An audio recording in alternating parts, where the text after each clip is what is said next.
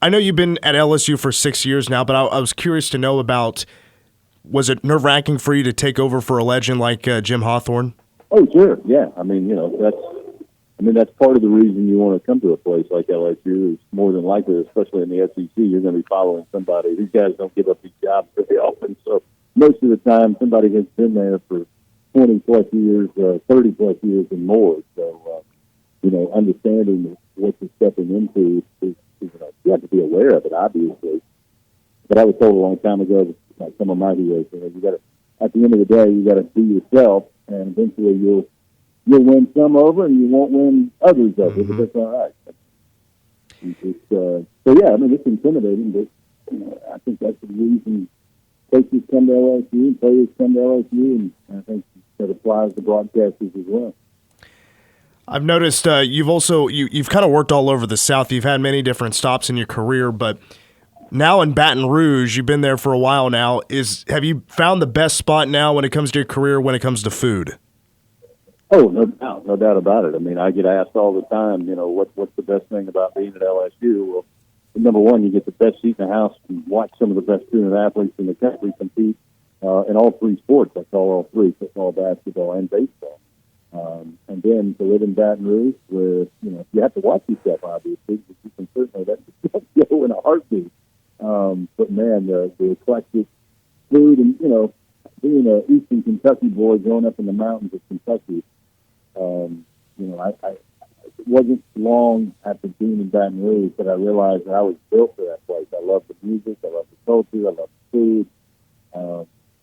I found very early on, as my wife and kids did, that you may not be from Baton Rouge, you may not be from Louisiana or South Louisiana, which is a whole different area from North Louisiana.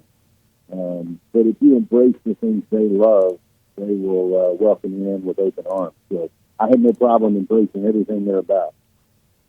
Well, LSU has been getting a lot of attention in the year 2021, and a lot of it is around coaching changes. I mean, we could start with women's basketball, picking up Kim Mulkey out of Baylor, bringing her back to Louisiana.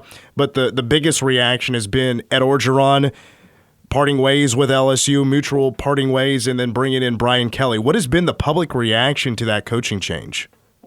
Well, I think number one, it was one of the earlier ones. I think USC had its beat, but all in all, it was atypical mid-season to make that decision, and it was atypical for that said coach, just being Ed Orgeron, to continue coaching the regular season. So it was a little bit different. Obviously, once that announcement was made, the next question is who is going to be the next coach. And I think at times it got frustrating for fans that had to wait so long. But that was the plan all along, to make sure they did the search, did their due diligence. And then I think once the name came out and once it was announced that Brian Kelly was coming on board, I mean, if there's one thing that, I've heard a lot of people talk about, what kind of fit is it? Because Brian Kelly obviously being from the Northeast and his time in the Midwest, the fit of LSU is winning. That's all you need to know. If you can win, you will fit in at LSU. And when you look at Brian Kelly, I think fans are most happy in the fact that everywhere he's been able to put a winning product out there. One of the top winningest coaches actively in college football right now. So now he's got the resources at LSU. He's got the fanaticism that goes with Tiger football, the support that he'll have, the ability to recruit top-notch athletes. I think most people put all of that together in a big jumbo pot, and they say this is going to turn out pretty good. Speaking with the play-by-play voice of the LSU Tigers, Chris Blair. So the LSU Tigers coming into this Texas Bowl 6-6. Looking at the season, what has been the main storyline that has been the lead result for the 6-6 record? Well, I think it started with the offensive line. I mean, the offense has just been so inconsistent, really, since the opening game of the season at UCLA. They never were able to build kind of continuity. They would have some good moments. They would have even good games, but they were never able to replicate that or follow up with that. It was almost as if they would fight to climb out of the hole, then they'd get out of the hole, but then the next week or maybe the next half of the football game, they would fall right back in that hole. And it starts up front. I mean, that doesn't take an X's and O's guy to figure that out. They really struggled at the offensive line. They had injuries early.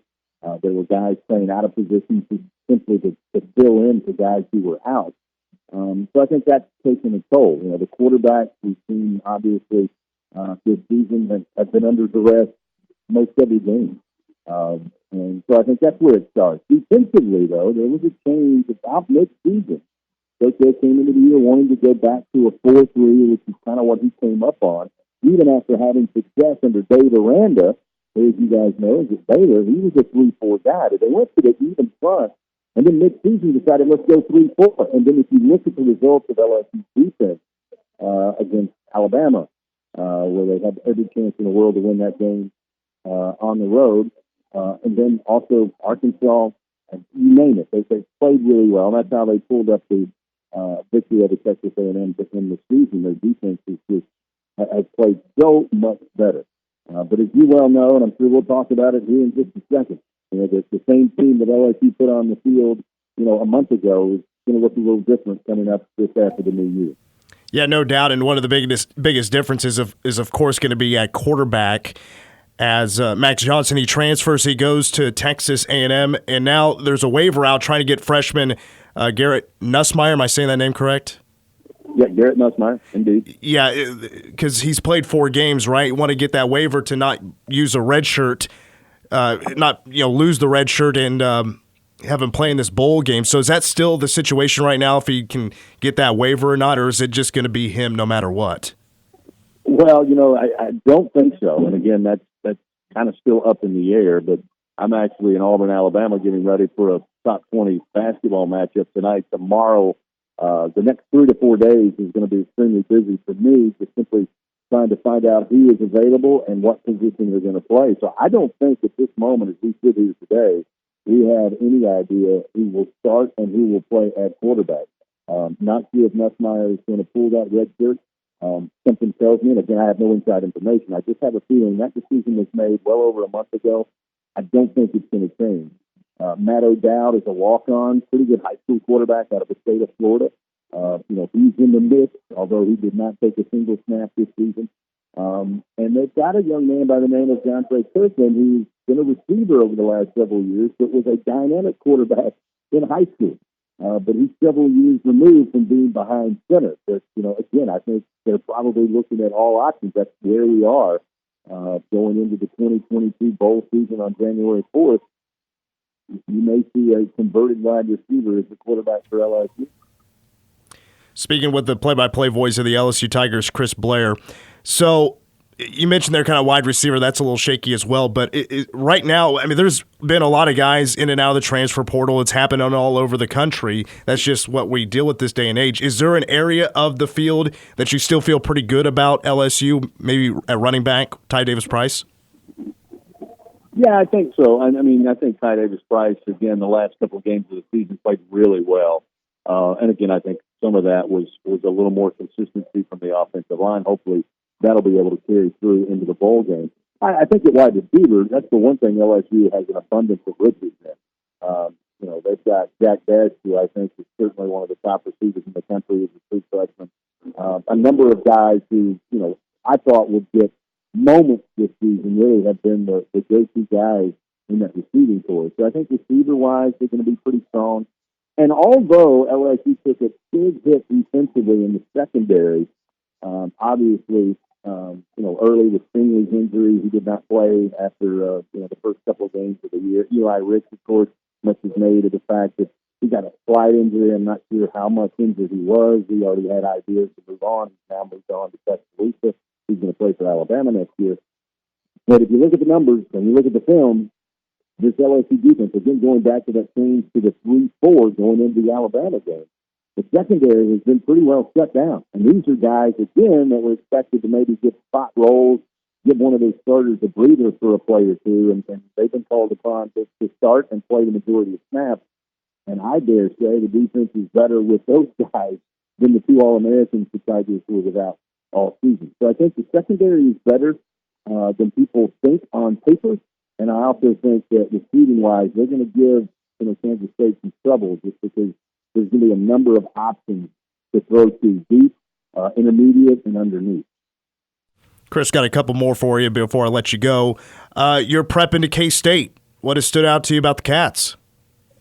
Well, that's another thing. I've got some work cut out for me in the next couple of days. I've had a chance to see some of the film cut-ups. I know they're very well coached, and I know they're going to play hard. And, I typically find in these matchups, and I'm not hanging this on Kansas State, but I just have this sense that whenever the SEC, the team from the SEC plays another conference, they're going to get their best shot. And again, that's not a slight on anyone. That's showing how much respect this league gets. And again, LSU's going in. How much motivation do they have? Because from what I've seen on film, the Wildcats are going to play hard for the entire football game.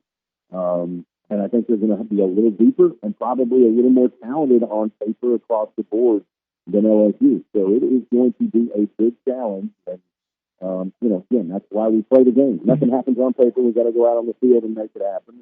And I'm looking forward to it. Never had the opportunity to watch Kansas State in person, so another one off the bucket list. Yeah, one more for you here, Chris, before I let you go, which, by the way, maybe a little bit of a heads up. You're going to be saying Deuce Vaughn quite a bit, of course, the running back, one of the best in the country. And then you might want to also practice Felix Anudike-Uzomah. K-State fans kind of get on those on Twitter when they hear the mispronunciation, but it's kind of a funny thing anyway. But Felix Anudike-Uzomah there for a while, their defensive end, was leading the country in sacks and tackles for loss. Actually, I kind of want to get a preview of LSU basketball because you're calling the top 25 matchup tonight, number 16 LSU and number 11 Auburn. LSU is 12-0. How far can this team go this year? Well, it starts defensively, and I guess that's probably the biggest surprise for everybody because Will Wade now, in his seasons here, he's been a guy that his teams can get out of bed and score 80-plus points. The problem was they would give up 84 or 86 or 90. That's a complete flip this season, and they've won games simply by just pressure defense for 40 minutes. After they buckets, after they free throws, the teams are having to battle 8-9 seconds to get it across the line, and as you well know, it kind of gets a lot of teams that want to work in the half-court set because it speeds them up a little bit. So defensively, they're pretty tough. They've only given up 60 points or more 3 times out of their 12 games this year. Now, stepping up to take on Auburn, who's about as athletic and as talented offensively as any team in the country, and we're playing inside Auburn Arena, which for my money, is the toughest place to play on the road in the SEC. It's about 9,000, a little over 9,000. The farthest seat from the floor is 43 feet. So when they say they're on top of you, they are on top of you. So I think you're looking at 2 teams that can score points. I think you've got to get the defensive edge to LSU, but how will they hold up on the road in their first true road environment? This is a huge test. I mean, like I told Coach Will Wade before leaving the hotel to come grab lunch, there's no need to dip your toe into the SEC. Let's just jump in head first. That's what we've got tonight here at Auburn. Well, Chris, I can tell you I might be an LSU fan for the day because I always love a good road upset. It doesn't matter where it's at, and that's a big one tonight with 16 versus 11. But, Chris, have fun with the call tonight, and we'll see you in a couple of days in Houston. Looking forward to it. Happy New Year to you and everybody listening, and we'll see you over there in H-Town.